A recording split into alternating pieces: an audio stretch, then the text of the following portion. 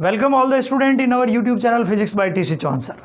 Today we are going to discuss about the vector addition and laws of vector addition. There are basically three laws of vector addition in which we will discuss about triangle law, parallelogram law and polygon law. Whenever two vectors are there, then we can use triangle law or parallelogram law. But whenever more than two vectors are there, we need to use polygon law in which several vectors are there and we have to find the resultant using several vectors. This is about different laws or different laws of vector addition. After that, we will discuss about the resultant determination in the case of vector addition, in which we will find the resultant of two vectors and direction of that resultant with respect to one vector. So we shall discuss about that. Let us discuss. First of all, we discuss about triangle law of vector addition. Three laws are there. Laws of vector addition. Three laws are there. First is triangle law.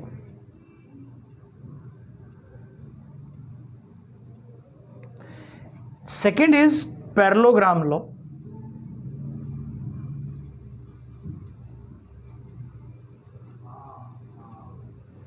And third is polygon law.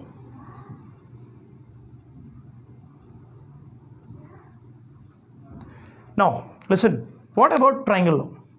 In the case of triangle law, if there are two sides, suppose it is P vector, it is supposed to be Q vector, then the resultant will be the third side exactly opposite to the order, that is R vector.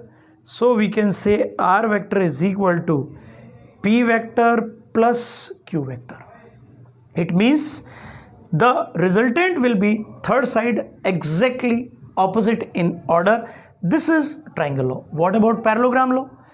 In this law, if two vectors are represented by two sides of a parallelogram, it is supposed to be P vector, it is supposed to be Q vector, then this will be the resultant R vector.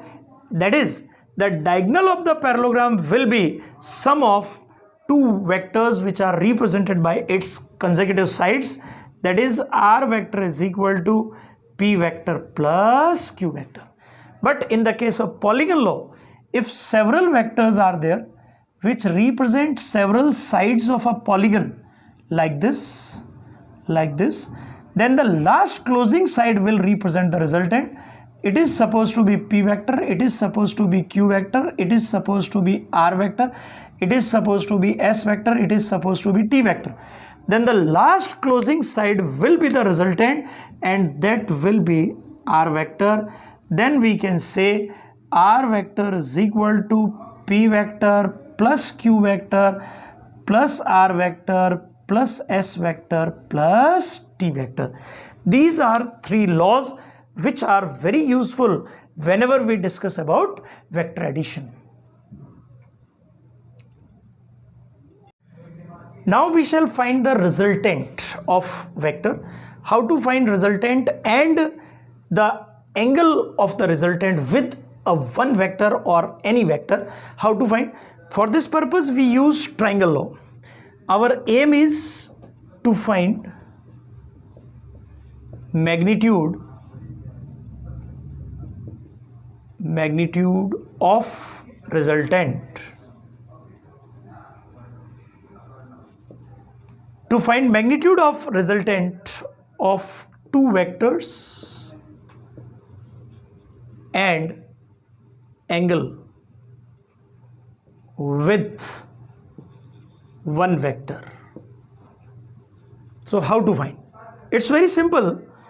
We consider this is supposed to be one vector P, it is supposed to be another vector Q, it is supposed to be resultant, we have to find, and its angle of resultant, that is alpha, that we have to find.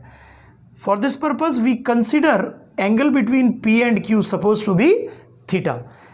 To find this we draw a perpendicular here, it is a perpendicular then we have to find two components. It is q vector.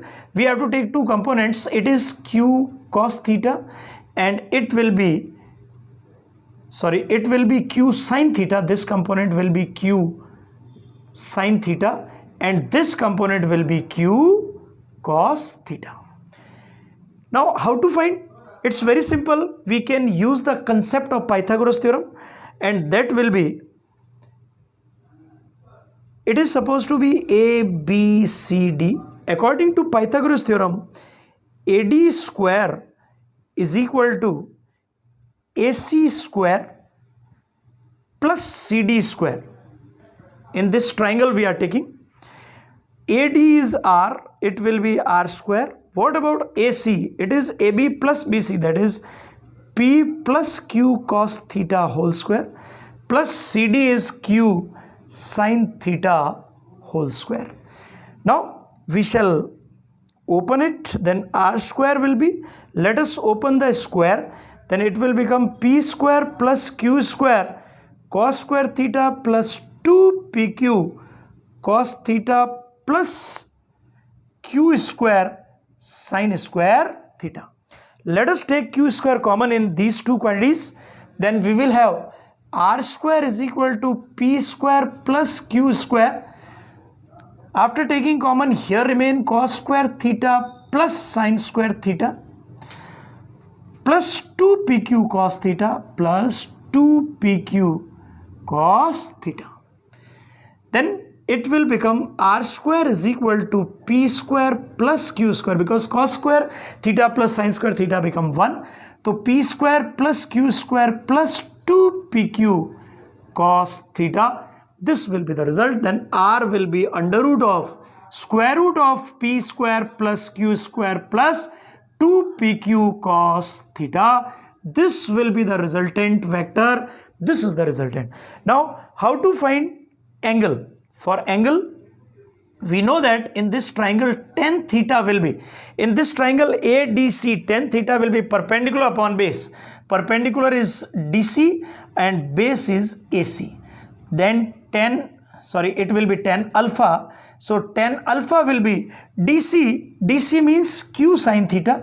It is Q sin theta upon AC means P plus Q cos theta. It will be P plus Q cos theta. Then alpha will be tan inverse Q sin theta upon P plus Q cos theta. This is the angle with a particular vector. With a particular vector, the resultant will make this angle. These are determination of resultant and angle of resultant. These two formulas are very, very important. So student, I hope this session become very useful for you. Please do subscribe, share and like our YouTube channel Physics by TC Chauhan sir. Thank you. Thanks a lot.